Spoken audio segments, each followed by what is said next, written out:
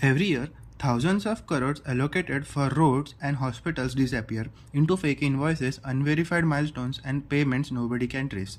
We built Blockprocure. Funds are locked in a smart contract. Payment releases only when multiple inspectors sign on-chain. Every document is a cryptographic hash, tamper-proof, permanent, public. No middleman, no manual approvals, no corruption. The code enforces the rules and the code doesn't take bribes. So here you can see a dashboard which is specifically designed for government, and there are multiple ongoing projects on it.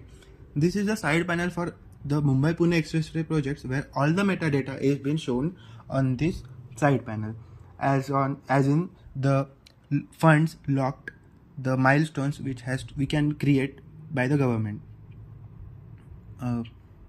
Here you can see all the projects that has been created and what's the status of that project. So a government would create a project and set multiple milestones to complete that project, and the contract would claim that milestones, and the inspector would inspect and verify that claims. So here you can see in the audit log, each of these steps, each of this every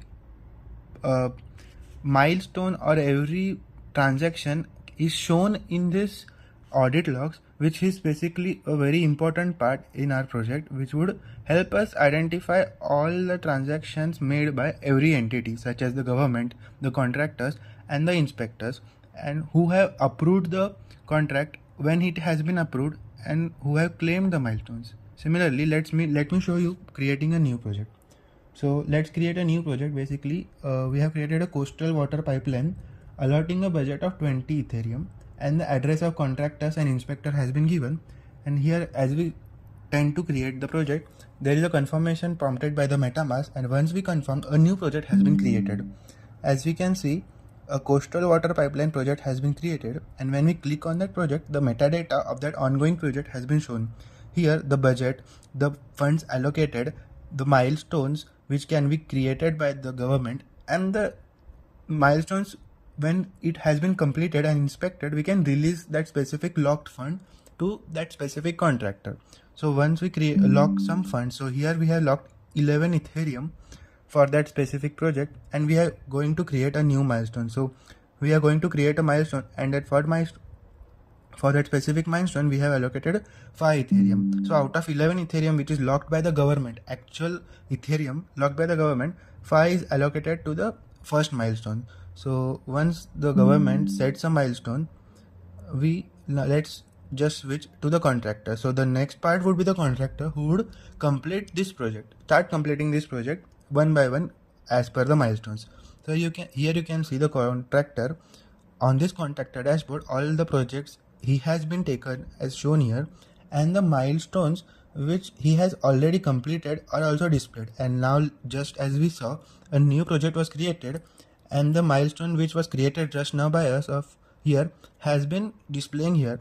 So now the contractor would claim that completed milestone by filling in the evidence of that completed milestones, and once he has claimed, that milestone would be sent to the inspector for approval.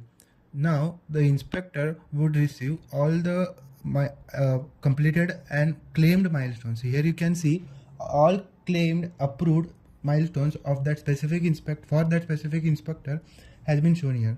So once the inspector fills in the report of that milestone and approves that specific milestones of that specific project. So in these audit logs, you can see all the data, how the project was created, how the funds were locked, and the rest of the process. So here we can see once a milestone was completed, the government has been able to release that specific fund to that contractor. So once the inspector approves, then only the government would be able to release the locked fund to the contractor. So this is how the complete process of our project would be from end to end, from the government to the contractor to the inspector, and again the government would release these funds.